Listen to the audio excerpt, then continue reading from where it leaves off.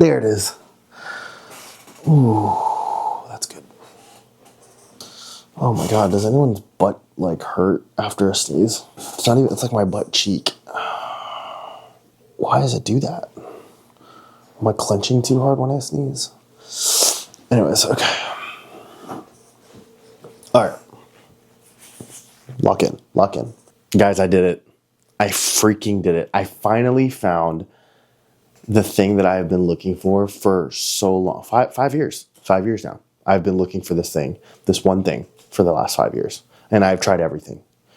I've tried everything and nothing has worked. Until now.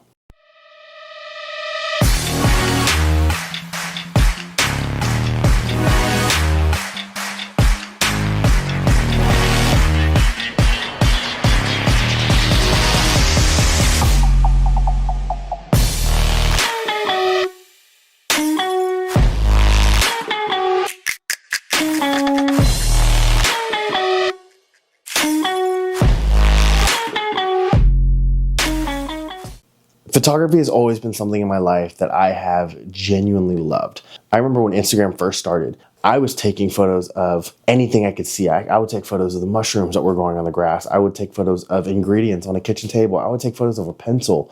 I'd slap a filter on that and put it on Instagram, and I thought I was so freaking cool. The little things that I didn't realize was how much that photography allowed me to see the beauty and kind of the mundane of everyday life. And so I've always loved photography. I never thought it would be a career. I never thought I'd be doing it full time. Even though I do this full time as a wedding photographer, I also love doing fashion photography. I also love doing events, and I would love to do sports. That would be a dream of mine. I would love to do specifically football. Hey Seahawks, if you need a photographer, I would love to do anything for you guys.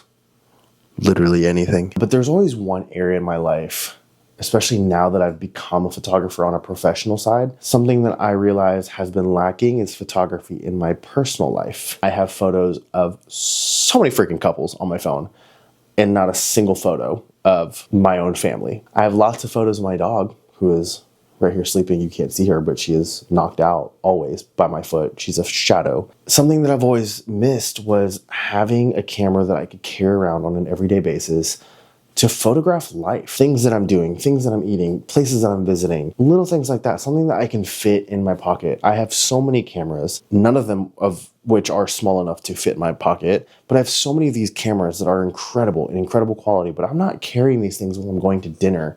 I'm not carrying these things while I'm going to visit friends. They just stay behind until I have a gig that I need to be there for, or unless I'm traveling somewhere cool. And even then, I'm lugging around this giant camera with this giant lens. I've always looked for a small pocket camera, something that I could carry with me on an everyday basis, something that was smooth, simple. I didn't have to think about the technicalities of it. I could if I wanted to, but I didn't want to have to think about that. I wanted something that I could easily whip out, take a photo, document it, and be good to go. Now, a lot of you are like, hey, we got iPhones now. I don't know where you've been, boomer, but we got iPhones. I get that. But hear me out. You have an iPhone, incredible camera, by the way, like 40 something megapixels on the iPhone 17 Pro, and you can shoot in log, you can shoot in RAW, incredible. The downside with that is everything gets saved to your camera roll, along with your screenshots, along with receipts that you've taken, along with things that you've screen recorded and things that you've saved and things that you have pulled from the internet, all of these different things, that it becomes this conglomerate space of just this void of all these things that you've just collected, to the point where the photos that you have intentionally taken, they kind of get lost in the midst of all of that. And they don't get printed, they don't get valued, they don't get edited. A lot of times they don't even get remembered. And so there's something that I've really enjoyed about the intentionality of being able to take a photo, whether that's through film and going and getting that intentionally developed and then seeing those photos later, or even if it's just another digital camera, something that's separate that you can plug into your computer and kind of look through intentionally the photos that you had actually taken and print them and edit them and scan them and put them in a book and things like that. And so that's always something that's always been hard for me. I've never really been a phone photo taker for the most part. Honestly, most of my photos are couples that I need to post on social media. So a lot of my phone is honestly of other people. But when it comes to personal life, I don't really have much on there. Now, I've been looking everywhere for a freaking pocket camera that is easy and is usable, and it just does what I need it to do. And I started originally with the Fuji XF10. Now, I loved this camera. Not only was it super small, smaller than my phone, the colors on it were incredible. It still also had the Fuji recipes. It had all of that. Now, it was a little bit older, so the autofocus wasn't that great. There was a lot of moments where I noticed that it would miss the focus. It just never really locked in where I needed to. Or if you did, you kind of had to be patient with it a little bit. Again, older camera. But aside from that, it did the job. And something that I really loved about the Fuji XF10 was that it had like an equivalent, again, don't quote me on any of these technicalities, but it had an equivalent to, I believe, like a 16 to 18 millimeter lens on it. And so it was wide, which personally, for something that was a run and gun carry kind of camera, I loved that, because one of the things that I also love is street photography. And a lot of times with street photography, you're going to want a wider lens. It just gives you a little bit more versatility and flexibility. And I loved that about it. And so again, quality, incredible, fit in my pocket, almost did everything I needed to do. Really, the only thing was the focus part. And for someone that loves street photography, where you're kind of photographing things at a moment's glance, you kind of want something to lock in pretty quickly. And it just struggled with that. But it did the job. And honestly, I think I bought that camera used, I want to say close to like $700. So it was like, it wasn't cheap, but it wasn't that expensive comparatively to the prices of a lot of these point and shoot cameras now that are shooting through the roof because everyone and their influencer friends are buying them. And so it wasn't that bad. And I actually really, really enjoyed it. After some time, I ended up falling into the hype and falling into the peer pressure and ended up getting the Fuji X100V. And I really bought it because I had a wedding over in Portugal in 2024. And I told myself, you know what? I'm going to be in Portugal. Why not? This is the perfect time to buy one. Test it out. So we were flying out of Atlanta, and before we flew out of Atlanta, literally the day before, stopped over at KEH, one of my favorite camera stores, and ended up buying one. And I was like, okay, great. You had one in store, which also at that time was pretty rare to find a Fuji X100V because they were flying off the shelves and impossible to find. Ended up falling into the peer pressure and ended up buying it for, I want to say like $1,300. Took it to Portugal and loved it. I loved that camera. The quality was incredible on the thing.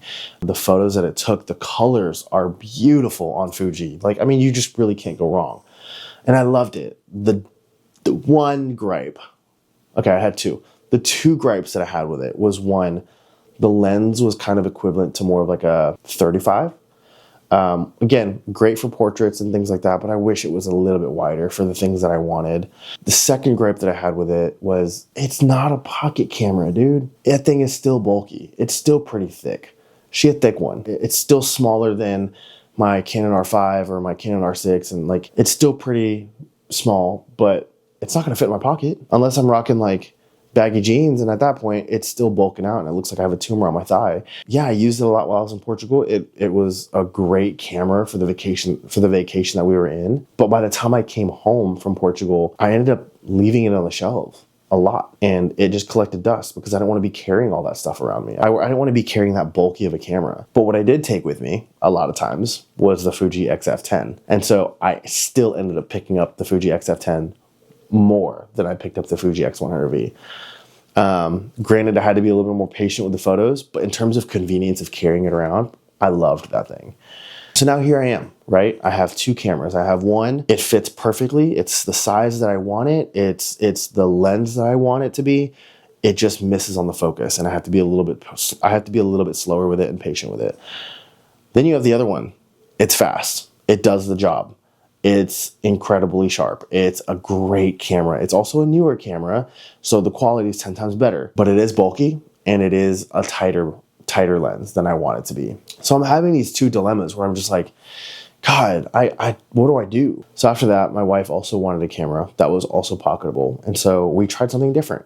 So while I was at the store getting this Fuji X100V for Portugal, she ended up getting the Sony ZV-1. I wasn't the biggest fan. Again, versatility, great. The fact that it was a zoom lens too was pretty cool. Like in terms of versatility, in terms of something that you wanted quick, run and gun, that was pretty cool. I really just had a hard time with the layout, the feel of it. I didn't like it as much. Maybe it's because I was coming from Fuji and I loved kind of like the external aesthetic of the camera body in and of itself. Going to the Sony, I don't know, but there was something that just felt off about it.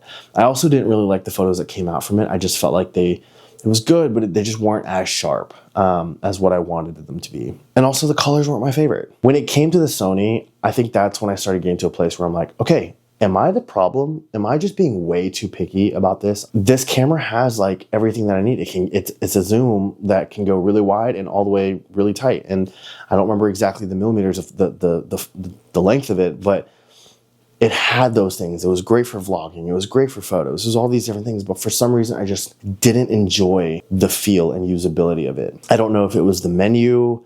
I didn't know if it was the way the touchscreen felt. I don't know, but there was just something about it that I just really didn't enjoy. Long story short, we ended up selling everything. I ended up selling the Fuji XF10, even that was probably the hardest one for me to sell. I was very hesitant and almost to this day kind of regretting selling it. But I ended up selling the Fuji XF10. I ended up selling the Fuji X100V. And then I ended up selling the Sony ZV-1. And all those cameras, I just wasn't using them as much as I wanted them, as much as I wanted to use them. I just didn't carry them around. There was just some sort of small level of inconvenience that kept me from having them be kind of an everyday camera. Fast forward. That's when I found this bad boy. Yes, it's the Canon G7X. This is the Mark II. I'm obsessed. I love this camera. Now, before you make fun of me, I am fully aware that this is your classic white girl influencer camera. I understand, but don't knock it, because holy smokes, this has everything that I have wanted in a freaking camera. First off, this thing is so small. It almost makes me nervous how small it is that I feel like my freaking thick hands are gonna just break it somehow. I don't know, but I love it. Yes, it is a zoom. I think I wanna say it's equivalent to like a 24 to 100 millimeter lens, 28 to 100 millimeter lens, something like that. And it's a f1.8 to f2.8. It shoots RAW, and the colors and the sharpness, it's great for video. It's got the complete flip up screen. I mean, this just does everything, especially for street photography. If I kind of want to be a little more inconspicuous and I'm shooting from a little bit below because I'm a big guy. People notice me. So unfortunately, it's hard for me to be hidden while I'm doing street photography because they're like, who is this giant ass man taking a photo of me? So being able to kind of shoot almost at hip level is extremely helpful so that people don't get freaked out or weirded out. And the usability, it literally just feels like I'm shooting with my R5 or my R6 again. And with my R5 and R6, I'm not even thinking about the technicalities. Like, my fingers are moving and it's second nature, and it feels the same with this little guy. On top of that, yeah, it's got the little flash. So I bought it when I was in Seattle, used it my entire trip while I was in Seattle, and then when I got home, I still kept using it because when I put these photos up on my computer, it was almost identical in terms of the quality to my Canon R6 in this little guy. And so I've really started to enjoy using this as not just an everyday carry, but even with, it's fast enough for me even doing street photography. Going around the street, getting what I need, having the versatility with the zoom, like especially at a 1.8 to 2.8, that's pretty freaking good. And so I've really enjoyed this. It does the job of what I needed to. The menu is very similar, almost identical to my Canon R6 and my Canon R5. And so it does the job. I ended up buying this for $800. The Fuji X100V, you're looking at $1,600. The Sony, I don't know, it was definitely over $1,000 if I remember correctly. In terms of, are you able to find this? They're impossible to find. And a lot of times when you see these on Facebook Marketplace, they're scams for the most part, especially if you see these and they're like $300. I call 100% bullshit because they're not. They might have been when they first came out. I don't know. So when I was at that camera store in Seattle, I almost spent $1,600 on the Ricoh GR4. Now, for those of you that don't know, Ricoh just came out with a GR4. Their GR3, a cult following. There are people that say that that is one of the best street photography pocket cameras on the market. It's probably the one that they say one of the biggest competitors to the Fuji X100V camera. And I almost bought it because they had them in stock, and I almost bought it for $1,600. And I walk over to the used shelf. I see this little guy for $800, and I said, you know what? It's a pocket camera. I've had my fair shares of hit and misses with pocket cameras. Let's just try this guy out. I'm so glad I went with this guy because I love it. I'm running out of words to express how much I love this camera, but I love it. So if you can find a Canon G7X Mark II, I would grab it. I really would grab it. And if you're hesitant in the sense of like, oh, well, like what if I don't use it? Resell it. The resale values to these things are crazy. They're like freaking Toyotas. You buy it and then you sell it for more than you bought it for.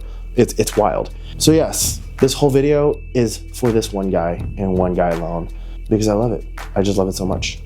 I am shocked. I'm shocked. I am shocked. And no, I'm not a freaking sponsor. I bought this myself. That's just how much I freaking love this, that I had to dedicate an entire... I'm a professional photographer with gear that is thousands of dollars. And I'm over here giving an entire video. I don't think I've done this for any of my other gear, actually. Dedicating an entire video on this one little pocket camera because of how much it means to me. So... yeah, hella worth it. That's all I have. I hope this was a bad influence to your wallet. I really do. That is how I know I've done my job correctly. If this was a bad influence, because you'll buy it and you'll realize it was the best influence you could have ever had. And then you'll thank me. Okay, I'm gonna go to bed because it's now 3 in the morning. Okay, good night.